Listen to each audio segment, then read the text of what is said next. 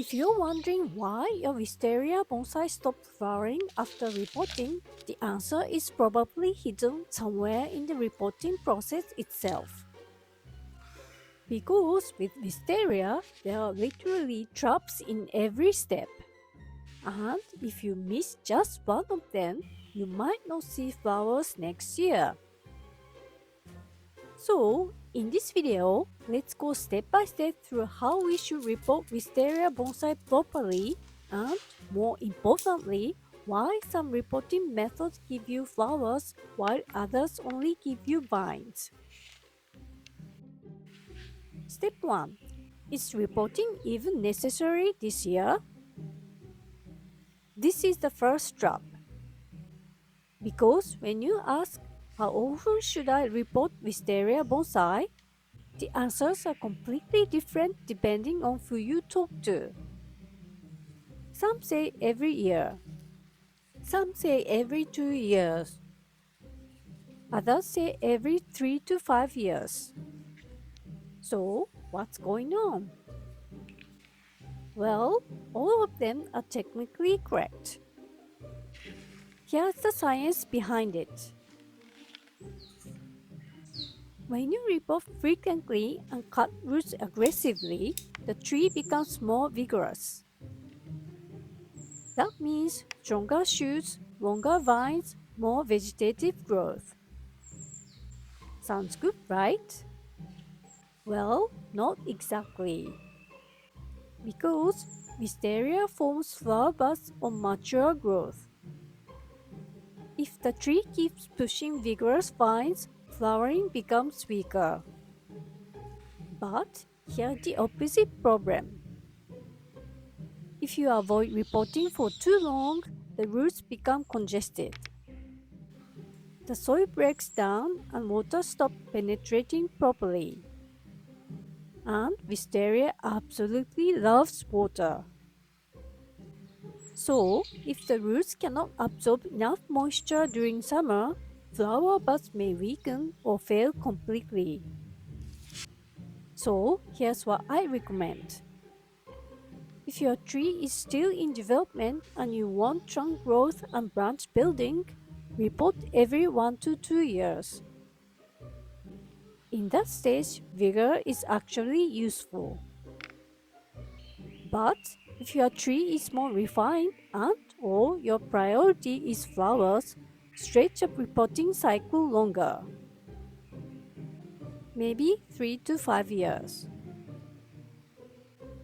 A slightly restricted root system can actually encourage flower bud formation.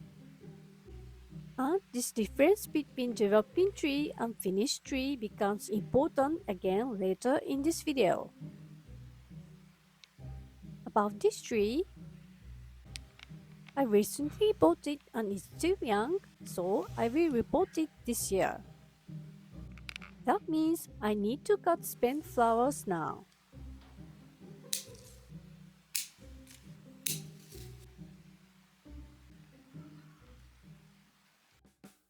Step 2. Choosing the season. Spring or fall. Some growers swear by early spring repotting. Others repot after flowering. And some even recommend autumn. So, let's break down what's actually happening physiologically. Early spring works because the roots are just about to become active again. That means recovery from root damage can happen relatively quickly. But here's the trap. If you repot too close to flowering, the tree suddenly loses part of its ability to absorb water and nutrients. And sometimes that causes flower buds to drop or flowers to open poorly. I think that's what happened to this tree. I repotted it early spring this year. Though it has so many flowers, they are not so lively as you see. Now, post-flowering repotting is interesting. Because after flowering, the tree shifts into strong vegetative growth. That gives the roots time to recover during summer and autumn. But climate change has made this timing trickier. If temperatures become too hot too quickly after repotting, the tree may not recover well before summer streak arrives. And then there's autumn repotting. The idea here is actually very logical. You organize the roots before dormancy, new roots begin forming, and by spring, water and nutrient absorption become very strong. But again, there's a trap. Wisteria flower buds mature in autumn.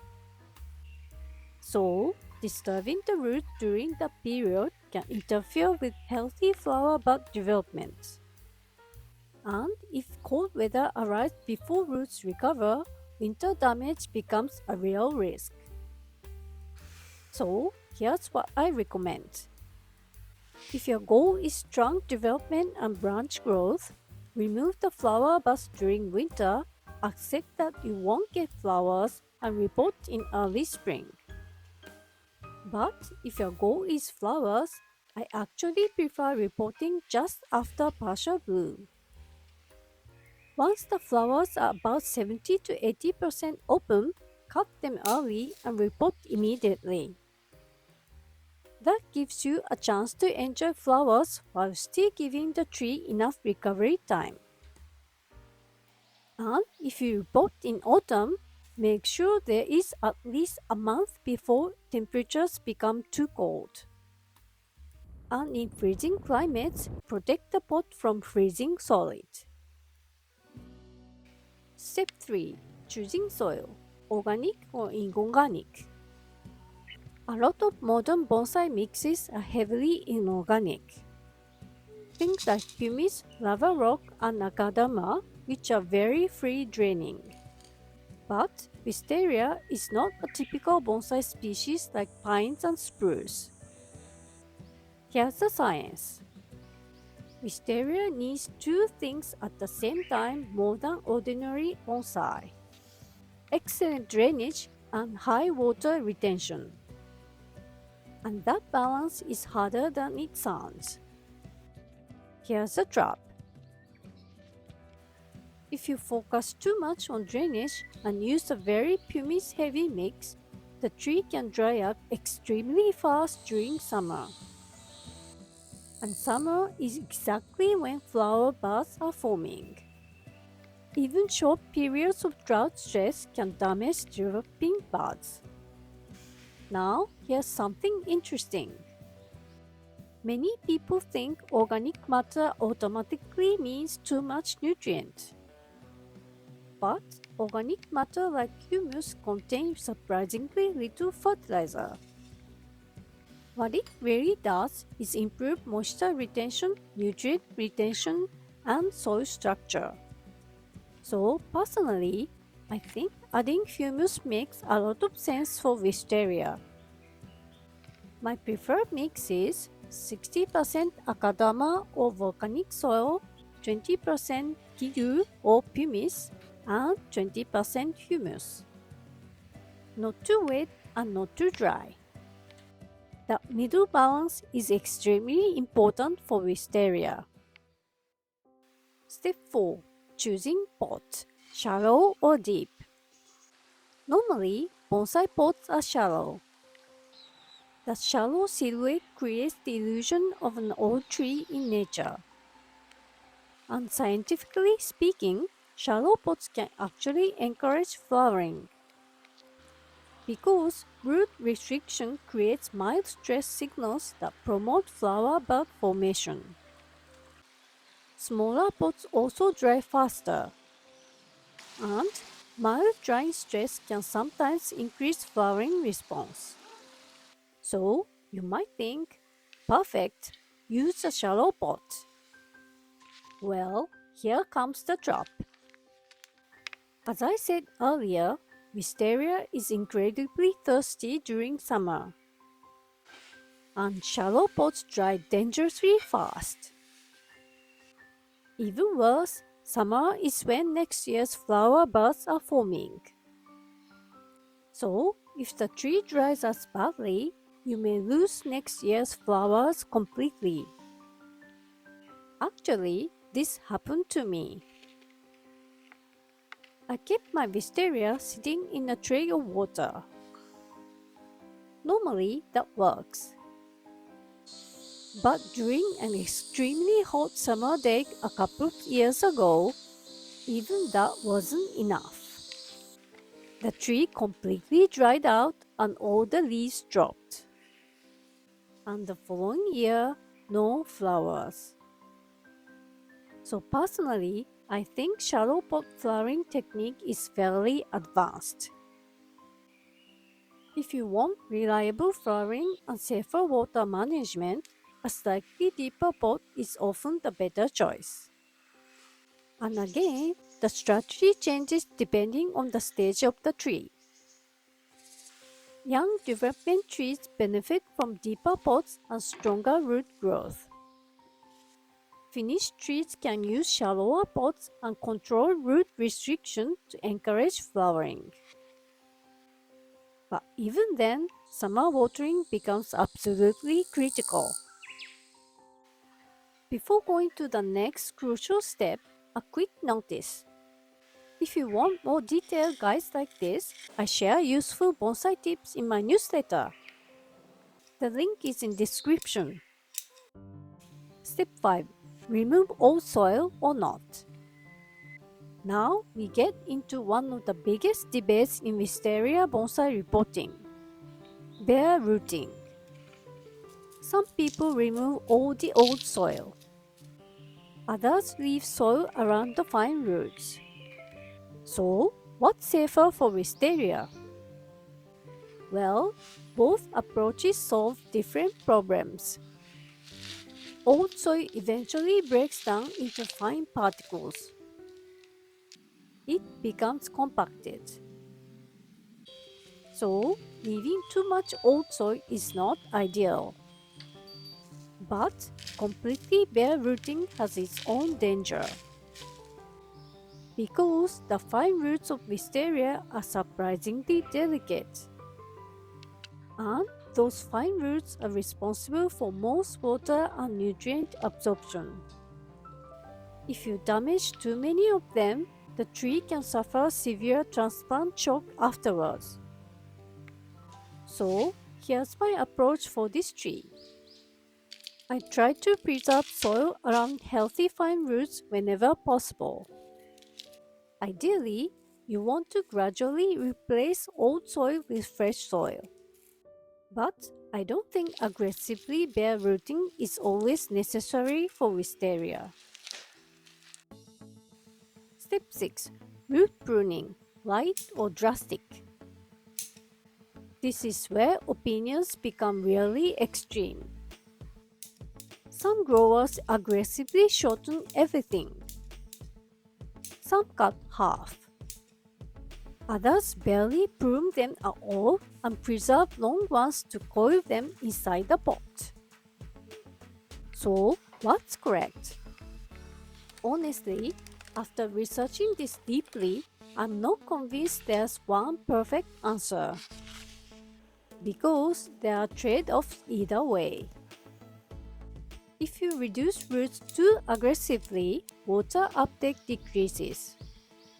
And that can weaken flower bud development.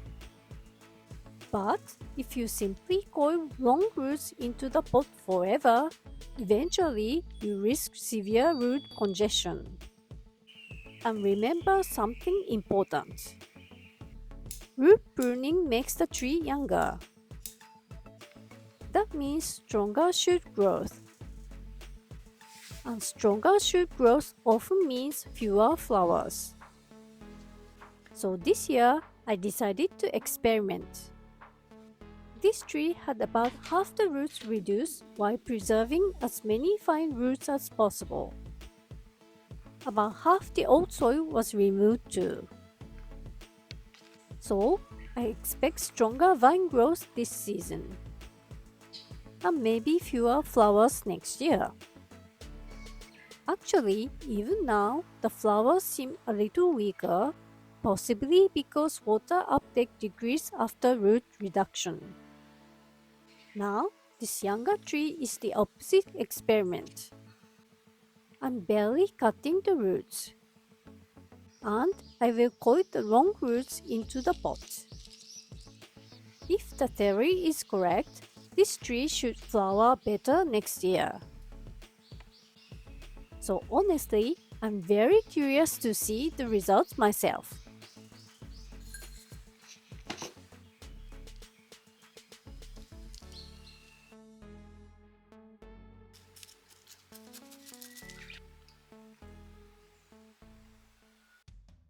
Now, aftercare is probably even more important than the repotting itself. I can't stress enough, Wisteria loves water. Never allow the soil to dry completely, especially from late spring into summer when flower buds are forming. Even a short dry period can damage developing buds. So, keep the soil consistently moist. Wisteria needs a lot of fertilizer, but the type matters. As Wisteria belongs to the bean family, it can help produce its own nitrogen. Too much nitrogen pushes leafy growth and suppresses flowering. So, use lower nitrogen fertilizer with more phosphorus and potassium. Start feeding a couple of weeks after repotting. And around mid-July, reduce feeding once flower buds have likely formed. And finally, sunlight. Wisteria wants full sun all day, every day. Light directly affects flower bud formation. You can do everything else correctly, but without enough sunlight, flowering may still fail. And maybe the most important thing to remember is this. After repotting, it's completely normal for flowering to decrease the following year. Sometimes you simply have to choose style development or flowers. And if you absolutely want reliable blooms next season, sometimes the best repotting decision is not repotting at all.